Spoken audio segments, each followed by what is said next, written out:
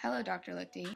This is Haley Katz and Sam Kaplan evaluating the Macedonian question, 1878 through 1908, for its relevance to our search of Bulgaria between the years of 1878 and 1908.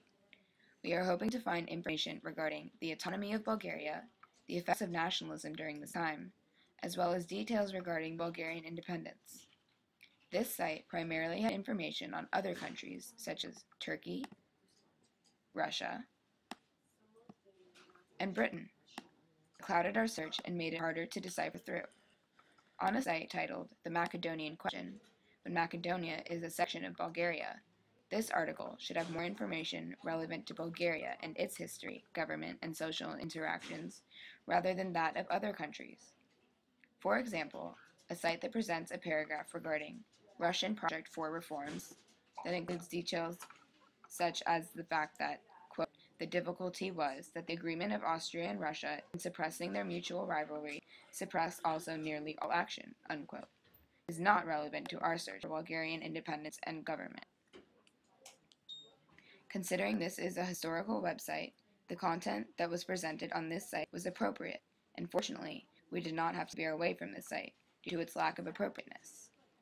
There was not a sitemap on this site, which made it rather difficult to navigate through. The only option I had was to scroll through the extensive screen and view each heading. While this was not a detriment to my experience with this site, it was also not a beneficial aspect either. This site is actually quite outdated, considering it was last updated nearly 2 years ago. Although this is a historical site that contains information that is hardly changed, it is essential that the facts are constantly updated and maintained for maximum accuracy and relevance. The author of this site was one from a blog called the Australian Macedonian Advisory Council. This blog is a somewhat reliable source, as it is a blog that allows people to blog on all levels of its definition regarding information they have about Macedonian history. Therefore, this blog is constantly gaining new information and inevitably the most relevant.